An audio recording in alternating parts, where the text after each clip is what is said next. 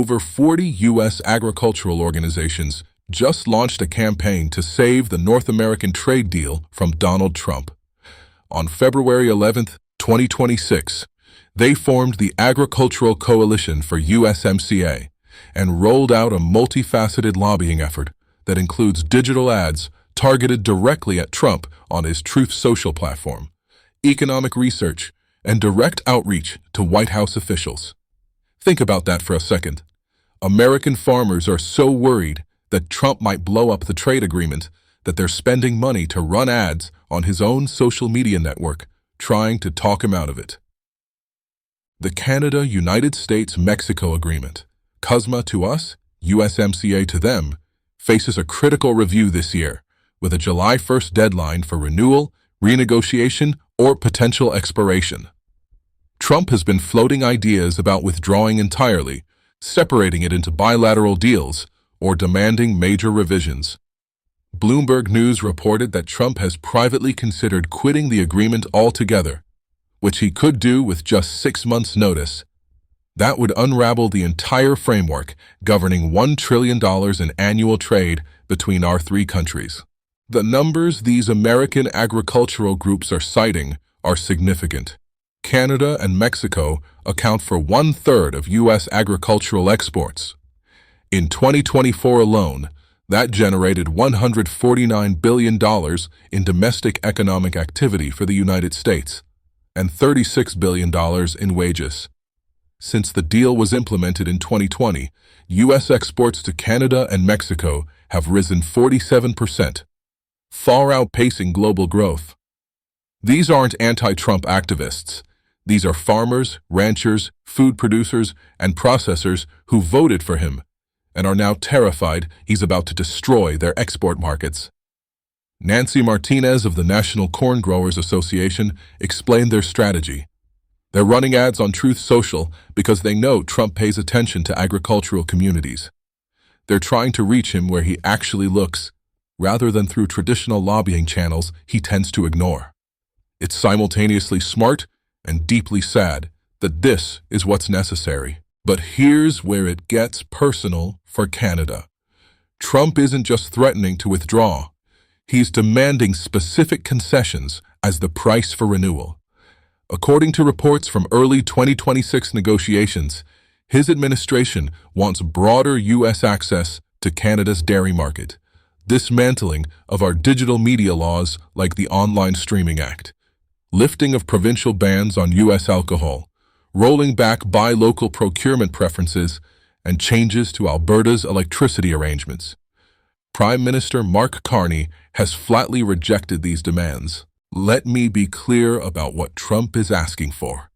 He wants Canada to dismantle supply management in dairy, a system that's protected Canadian farmers for decades and ensures stable prices and food security. He wants us to change our cultural protection laws that require streaming services to support Canadian content. He wants provinces to open alcohol markets to American products, while the U.S. maintains its own protectionist state-level liquor laws. And he wants us to drop Buy Canadian preferences, while the U.S. has had Buy American policies for generations. The hypocrisy is stunning. U.S. agriculture benefits from massive subsidies and protections. American dairy farmers receive billions in government support. But Trump is demanding that Canada give up our protections, while the U.S. keeps all of theirs. Carney's rejection of these demands wasn't diplomatic hedging. It was a hard no. The timeline matters here. The original NAFTA was renegotiated into CUSMA during Trump's first term.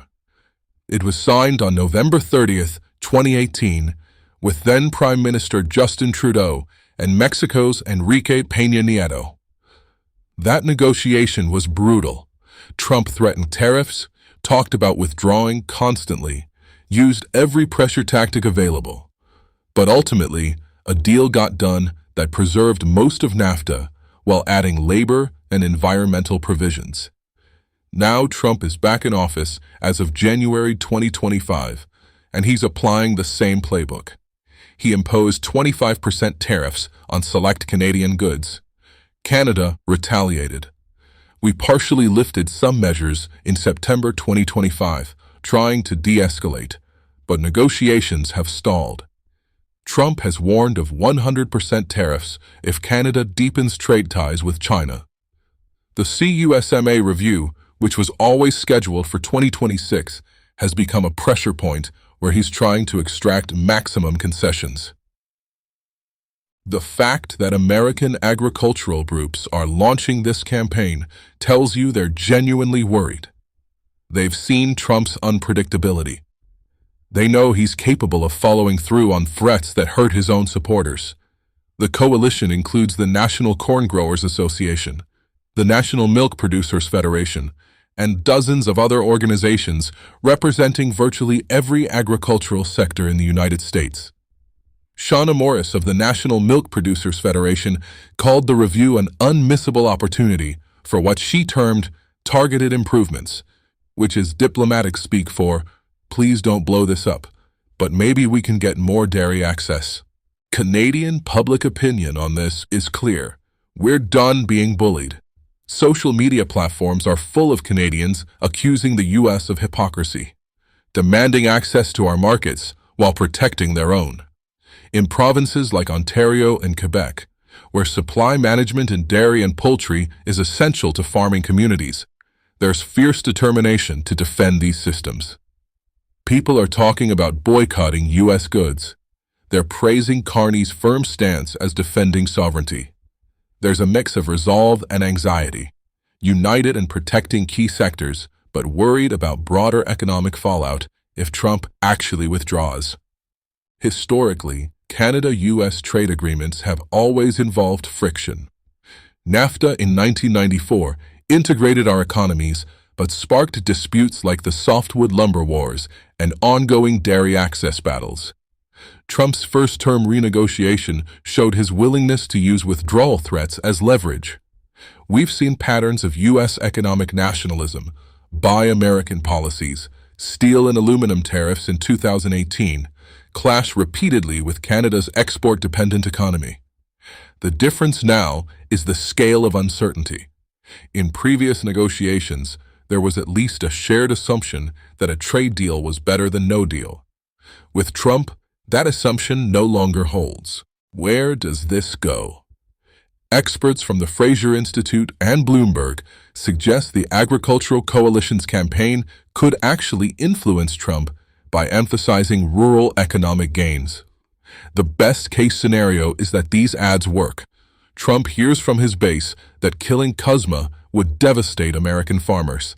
The deal gets renewed with minimal changes, maybe some minor tweaks that both sides can claim as wins, but nothing that fundamentally undermines Canadian sovereignty or supply management. Our exports continue flowing, agricultural supply chains stay stable, and we avoid economic chaos.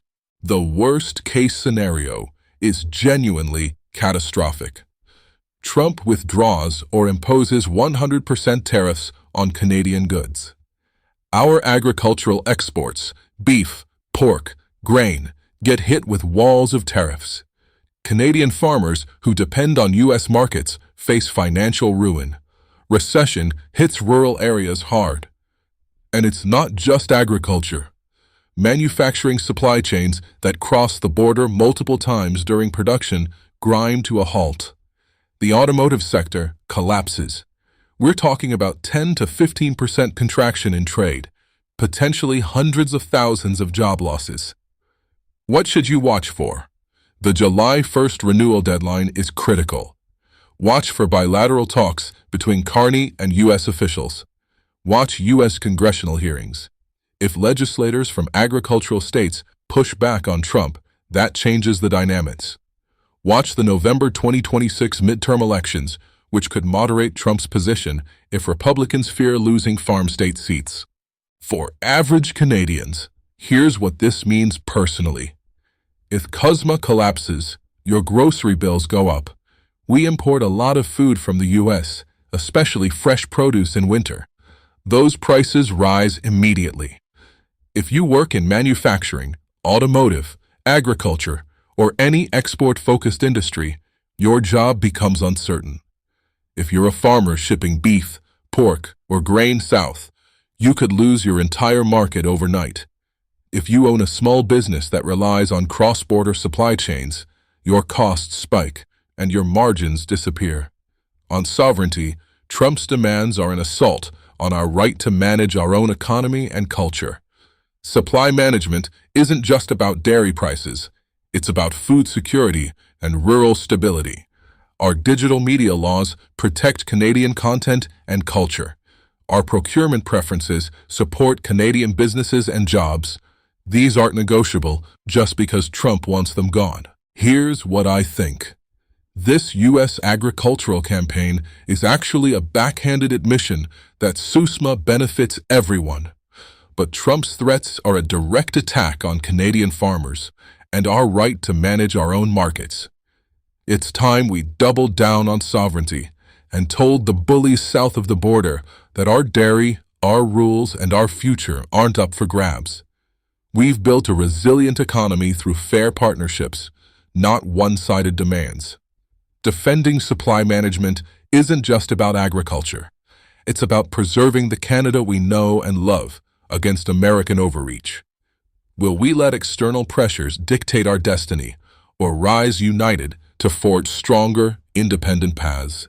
Stay tuned for updates as these high-stakes negotiations unfold.